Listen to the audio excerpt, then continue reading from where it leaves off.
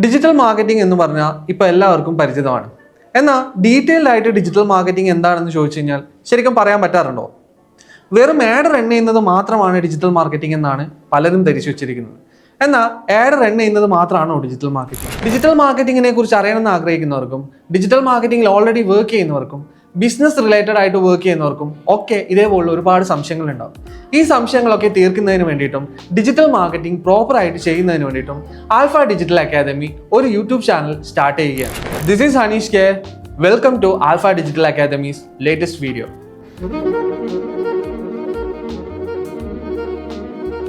Digital marketing എന്താണെന്ന് അറിയുന്നതിന് മുന്നേ മാർക്കറ്റിംഗ് എന്താണെന്ന് നമ്മൾ അറിഞ്ഞിരിക്കണം.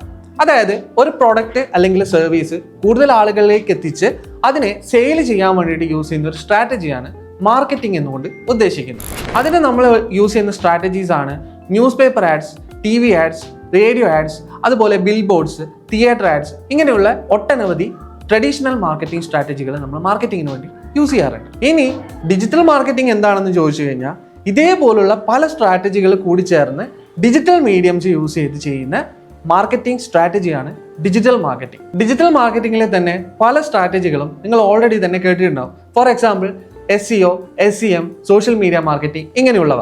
ഡിജിറ്റൽ മാർക്കറ്റിംഗിൽ നമ്മൾ പ്രധാനപ്പെട്ട രണ്ട് സ്ട്രാറ്റജീസ് ആണ് യൂസ് ചെയ്യുന്നത്.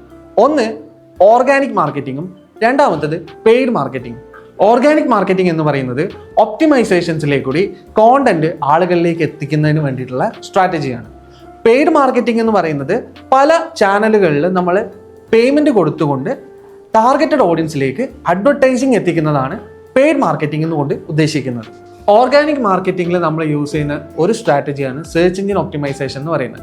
വെബ്സൈറ്റ് മാർക്കറ്റിങ്ങിന് വേണ്ടിയിട്ടാണ് നമ്മൾ സെർച്ച് എഞ്ചിൻ ഒപ്റ്റിമൈസേഷൻ ചെയ്യുന്നത്.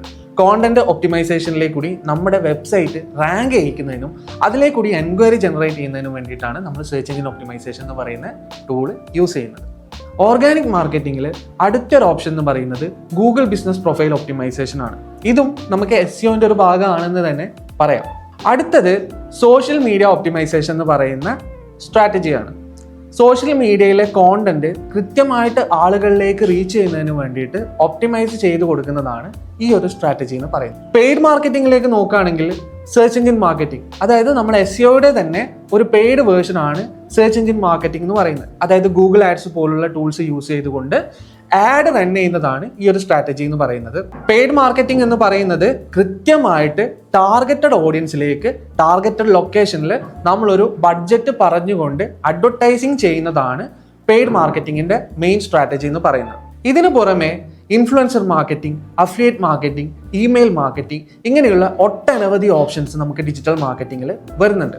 അതേപോലെ ആർട്ടിഫിഷ്യൽ ഇന്റലിജൻസിന്റെ ഇന്റഗ്രേഷനും അതുപോലെ തന്നെ യൂട്യൂബ് മാർക്കറ്റിംഗ് പോലുള്ള ലേറ്റസ്റ്റ് സ്ട്രാറ്റജീസും നമുക്ക് ഡിജിറ്റൽ മാർക്കറ്റിങ്ങിനെ ഏറ്റവും അപ്ഫ്രണ്ടിലേക്ക് കൊണ്ടുവരാൻ വേണ്ടിയിട്ട് വളരെയധികം ഹെൽപ്പ് ചെയ്യുന്നുണ്ട്. ഇതുപോലെ തന്നെ പെർഫോമൻസ് മാർക്കറ്റിംഗ് എന്ന് പറയുന്നതാണ് ഇനി ഡിജിറ്റൽ മാർക്കറ്റിംഗിന്റെ ഫ്യൂച്ചർ എന്ന് പറയുന്നത്. അതായത് നിങ്ങൾ ഒരു എമൗണ്ട് നിങ്ങളൊരു ഡിജിറ്റൽ മാർക്കറ്റിംഗ് ഏജൻസിക്ക് കൊടുക്കുകയാണെങ്കിൽ കൃത്യമായിട്ട് അതിനൊരു വാല്യൂ അനുസരിച്ചിട്ട് നിങ്ങൾക്ക് റിട്ടേൺ തരിക എന്നുള്ളതാണ് പെർഫോമൻസ് മാർക്കറ്റിംഗ് കൊണ്ട് ഉദ്ദേശിക്കുന്നത്.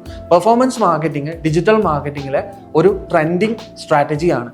ഇന്നത്തെ വീഡിയോയിൽ നമ്മൾ ഡിസ്കസ് ചെയ്തിരിക്കുന്നത് ഡിജിറ്റൽ മാർക്കറ്റിംഗിന്റെ ഒരു ഇൻട്രൊഡക്ഷൻ ആണ്. അതുപോലെ തന്നെ നമ്മുടെ യൂട്യൂബ് ചാനലിന്റെ ലോഞ്ചിങ് കൂടിയാണ്.